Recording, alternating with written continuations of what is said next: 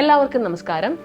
ഇന്ന് നമുക്ക് നിത്യജീവിതത്തിലും അതുപോലെ പരീക്ഷകൾക്കും ഒരുപോലെ പ്രാധാന്യമുള്ള ജലം എന്ന് പറയുന്ന ഭാഗത്ത് നിന്ന് കുറച്ച് കാര്യങ്ങൾ നോക്കിയാലോ.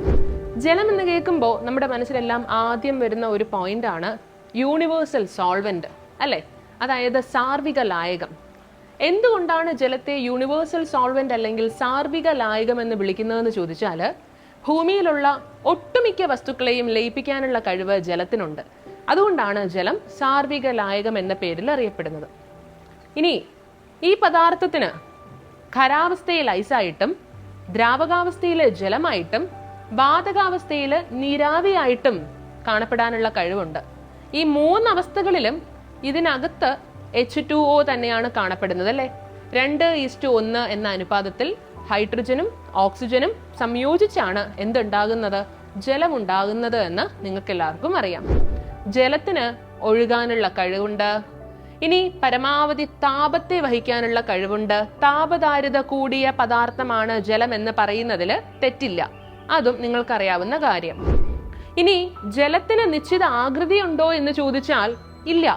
ഏത് കണ്ടെയ്നറിലാണോ ജലത്തിനെ നമ്മൾ എടുക്കുക, ആ കണ്ടെയ്നറിന്റെ ഷേപ്പ് ആയിരിക്കും അത് നേടുക. എന്നാൽ നിശ്ചിത വ്യാപ്തമുണ്ടോ എന്ന് ചോദിച്ചാലോ, അതെ, ജലത്തിന് നിശ്ചിത വ്യാപ്തമുണ്ട്. കുറച്ചും കൂടി പ്രാധാന്യം അർഹിക്കുന്ന കാര്യങ്ങളിലേക്ക് നമുക്ക് കടന്നാലോ. അതായത് ഭൂമിയുടെ ഉപരിതലത്തിന്റെ 2/3 ഭാഗവും ജലമാണെന്ന് നിങ്ങൾ മനസ്സിലാക്കുക.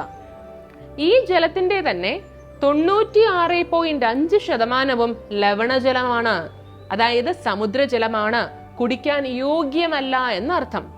ബാക്കി 3.5% മാത്രമേ ഉള്ളൂ ശുദ്ധജലം. അതാണ് നമ്മുടെ കുളങ്ങളും തടാകങ്ങളും അരുവികളും പുഴകളും നദികളും ഒക്കെ ആയിട്ട് ഈ ഭൂമി മൊത്തം കാണപ്പെടുന്നത്. കണ്ടോ? അപ്പോൾ ശുദ്ധജലം എന്ന് പറയുന്നത് വെറും 3.5% മാത്രമേ ഉള്ളൂ. അതുകൊണ്ട് നീലസ്വർണം എന്ന പേരിൽ അറിയപ്പെടുന്നതും ഏത് തന്നെയാണ്? ജലമാണ് എന്ന് നിങ്ങൾ പഠിക്കുക. ജലം ജലമായിട്ട് ഒഴുകുന്ന സൗരയൂഥത്തിലെ ഏക ഗ്രഹം എന്ന് നമുക്കിപ്പോ പറയാം. ഇനി ഭാവിയിൽ മറ്റു ഉപഗ്രഹങ്ങളോ അല്ലെങ്കിൽ വേറെ ആകാശഗോളമോ വരുമായിരിക്കാം. നിലവിൽ ജലം ജലമായിട്ട് ഒഴുകുന്ന ഏക ഗ്രഹം ഭൂമി ആയതുകൊണ്ട് ജലഗ്രഹം എന്ന പേരിൽ അറിയപ്പെടുന്നത് ഏതാണ്? ഭൂമിയാണ്. അപ്പൊ മറന്നുപോകരുതേ, നീലസ്വർണം ജലം, ജലഗ്രഹം എന്നറിയപ്പെടുന്നതോ ഭൂമി. ഇനി ജലത്തിന്റെ കേരള PSC എപ്പോഴും കോൺസെൻട്രേറ്റ് ചെയ്യുന്ന ഒരു ഭാഗത്തേക്ക് നമുക്ക് കടക്കാമോ? അതായത് സോപ്പ് നന്നായിട്ട് പതയുന്ന ജലം എന്ത് പേരിൽ അറിയപ്പെടുന്നു? അതിനെ നമ്മൾ വിളിക്കുന്ന പേരാണ് മൃദുജലം, അതല്ലെങ്കിൽ സോഫ്റ്റ് വാട്ടർ.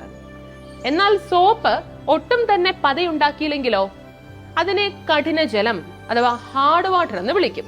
ഓക്കെ, അപ്പൊ എങ്ങനെയാണ് സോഫ്റ്റ് വാട്ടറും ഹാർഡ് വാട്ടറും 2 വർഗീകരണം അല്ലെങ്കിൽ ക്ലാസിഫിക്കേഷൻ ഉണ്ടായതെന്ന് മനസ്സിലായല്ലോ, അല്ലെ? ഇനി എന്തുകൊണ്ടാണ് ജലം ഈ കാഠിന്യമുള്ളതാകുന്നത്, അല്ലെങ്കിൽ ജലത്തിന്റെ കാഠിന്യത്തിന് കാരണം എന്താണ് എന്ന് ചോദിച്ചാൽ നിങ്ങൾ മസ്റ്റായിട്ടും അറിഞ്ഞിരിക്കേണ്ട കാര്യമാണ് കാൽസ്യത്തിന്റെയും മെഗ്നീഷ്യത്തിന്റെയും ലവണങ്ങളാണ് കേട്ടോ. ഈ കാഠിന്യം തന്നെ 2 തരത്തിലുണ്ട്. അതെങ്ങനെയൊക്കെയാണ്? ഒന്ന് താൽക്കാലിക കാഠിന്യം, രണ്ടാമത്തേതോ സ്ഥിര കാഠിന്യം. ജലത്തിന്റെ താൽക്കാലിക കാഠിന്യത്തിന് കാരണം എന്തെന്ന് ചോദിച്ചാൽ കാൽസ്യത്തിന്റെയും മെഗ്നീഷ്യത്തിന്റെയും ബൈകാർബണേറ്റ്സ് ആണ്. നിങ്ങൾക്ക് കാൽസ്യം ബൈകാർബണേറ്റ്, മെഗ്നീഷ്യം ബൈകാർബണേറ്റ് എന്ന് പറയാം. എന്നാൽ ജലത്തിന്റെ സ്ഥിര കാഠിന്യത്തിന് കാരണം എന്തെന്ന് ചോദിച്ചാലോ, അത് ഈ കാൽസ്യത്തിന്റെയും മെഗ്നീഷ്യത്തിന്റെയും ക്ലോറൈഡുകളും സൾഫേറ്റുകളുമാണെന്ന് മനസ്സിലാക്കുക. പറഞ്ഞാല് calcium chloride, magnesium chloride, calcium sulphate, magnesium sulphate. അപ്പോൾ ഈ താൽക്കാലിക കാഠിന്യവും സ്ഥിര കാഠിന്യവും മാറ്റേണ്ടതാണ്. ഇതിന് മാർഗങ്ങളുണ്ടോ? ഉണ്ട്. ജലത്തിന്റെ താൽക്കാലിക കാഠിന്യം അഥവാ ടെമ്പററി ഹാർഡ്നെസ് നീക്കം ചെയ്യാനായിട്ട് നമുക്ക് എന്ത് ചെയ്യാം? തിളപ്പിക്കാം. അപ്പൊ ഒരു മാർഗമാണ് ബോയിലിംഗ്. അതുകൂടാതെ കാൽസ്യം ഹൈഡ്രോക്സൈഡ്, അതായത് ലൈമാണ് കേട്ടോ. ഈ ലൈം യൂസ് ചെയ്തിട്ടും നമുക്ക് എന്ത് ചെയ്യാം? ജലത്തിന്റെ താൽക്കാലിക കാഠിന്യം നീക്കം ചെയ്യാം. എന്നാൽ ജലത്തിന്റെ സ്ഥിര കാഠിന്യം പൂർണ്ണമായിട്ടും നീക്കാൻ പറ്റുമോ എന്ന് ചോദിച്ചാൽ 100% പറ്റുമെന്ന് ഞാൻ പറയില്ല. എന്നാലും ഒരു പരിധിവരെ നമുക്ക് എന്ത് ചെയ്യാം? ഇല്ലാണ്ടാക്കാം. ഈ സ്ഥിര കാഠിന്യം മാറ്റാനായിട്ട് എന്തുപയോഗിക്കണം? അലക്കുകാരം. അലക്കുകാരം എന്ന് വെച്ചാല് സോഡിയം കാർബണേറ്റ്, അതായത് Na2CO3, അതുപയോഗിച്ച് ഒരു പരിധി വരെ ജലത്തിന്റെ സ്ഥിര കാഠിന്യം നമുക്ക് എന്ത് ചെയ്യാം? ഇല്ലാതാക്കാം. അപ്പോ ഈ പൈപ്പിലൂടെ വരുന്ന വെള്ളം, അതുപോലെ തന്നെ കിണറ്റിലേക്ക് വെള്ളം, അത് വളരെ ശുദ്ധമായ ജലമാണോ, അതിന്റെ pH 7 ആണോ എന്ന് ചോദിച്ചാൽ അത് കുടിക്കാൻ യോഗ്യമാണല്ലേ. പക്ഷെ നമുക്കത് ഈ സ്റ്റോറേജ് ബാറ്ററികളിലും അതുപോലെ തന്നെ ഈ ഇഞ്ചക്ഷൻ പേർപ്പസിനും ഹോസ്പിറ്റൽ ആവശ്യങ്ങൾക്കും പറ്റുമോ എന്ന് ചോദിച്ചാൽ പറ്റില്ല. സിറിഞ്ചിലൊക്കെ നിറയ്ക്കാനായിട്ട് പറ്റില്ല. അവിടെ നമുക്ക് ഡിസ്റ്റിൽഡ് വാട്ടർ തന്നെ വേണം. അപ്പോ ശുദ്ധമായ ജലത്തിന് pH മൂല്യം എത്ര എന്ന് ചോദിച്ചാൽ അത് അസിഡിക ഗുണവും കാണിക്കുന്നില്ല, അത് ബേസിക ഗുണവും കാണിക്കുന്നില്ല, അത് പക്ക 7 ആണെന്ന് നിങ്ങൾ പഠിച്ചു വെക്കുക. ഓക്കെ, ഡിസ്റ്റിൽഡ് വാട്ടർ എന്ന് പറയാം, അല്ലെങ്കിൽ പ്യൂറസ്റ്റ് വാട്ടർ എന്ന് പറയാം. അതിന്റെ pH എത്രയാണ്? ശരിക്കും 7 ആണ്. അപ്പോ പലരെയും കൺഫ്യൂസ് ചെയ്തിട്ടുള്ളൊരു ഭാഗമാണ് ഈ മഴവെള്ളത്തിന്റെ pH. നമ്മുടെ മനസ്സിലെല്ലാം ധാരണ എങ്ങനെയാണ്? ഏറ്റവും ശുദ്ധമായ ജലം ഏതാ എന്ന് ചോദിച്ചാൽ മഴവെള്ളം അല്ലേ. പക്ഷേ മഴവെള്ളം ആക്ച്വലി സ്ലൈറ്റ്ലി അസിഡിക് ആയിട്ടാണ് പെയ്യുന്നത്. മഴവെള്ളത്തിന്റെ pH ചോദിക്കുമ്പോൾ 7 പറഞ്ഞാൽ നമുക്ക് മാർക്ക് കിട്ടില്ല. ഓക്കെ, നിങ്ങൾ 5-6 തുള്ളി മഴ എന്ന് ഓർത്ത് വെച്ചോളൂ. മഴവെള്ളത്തിന്റെ pH 5.6 ആണെന്ന് പഠിക്കുക. ക്ലിയർ ആണോ? അപ്പോൾ ശുദ്ധജലം കിട്ടിയാൽ കൊള്ളാം അല്ലേ? ഇനി ജലത്തെ ശുദ്ധീകരിക്കാനുള്ള മാർഗങ്ങൾ എന്തൊക്കെയാന്ന് നോക്കിയാലോ. നോക്കൂ, ജലത്തെ ശുദ്ധീകരിക്കാനായിട്ട് നമുക്ക് ഉപയോഗിക്കാൻ കഴിയുന്ന വൈദ്യുത കാന്തിക തരംഗം അഥവാ ഇലക്ട്രോമാഗ്നറ്റിക് വേവ് ഏതാണെന്ന് ചോദിച്ചാൽ UV റേസ് അല്ലെങ്കിൽ അൾട്രാവയലറ്റ് കിരണങ്ങളാണെന്ന് പഠിക്കുക. ഇനി ജലം ശുദ്ധീകരിക്കാൻ ഉപയോഗിക്കുന്ന പല സംയുക്തങ്ങളിൽ ഒരെണ്ണമാണ് ബ്ലീച്ചിങ് പൗഡർ. അതുപോലെ ജലം ശുദ്ധീകരിക്കാൻ ഉപയോഗിക്കുന്ന ആലം, അതായത് അലുമിനിയം പൊട്ടാസ്യം സൾഫേറ്റ്, മറ്റൊരു സംയുക്തമാണ്.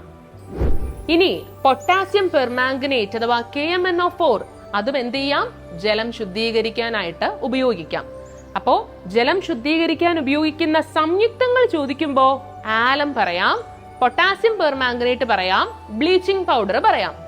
ഇനി ജലം ശുദ്ധീകരിക്കാൻ ഉപയോഗിക്കുന്ന വൈദ്യുത കാന്തിക തരംഗം ചോദിച്ചാല് അൾട്രാവയലറ്റ് കിരണങ്ങൾ പറയാം.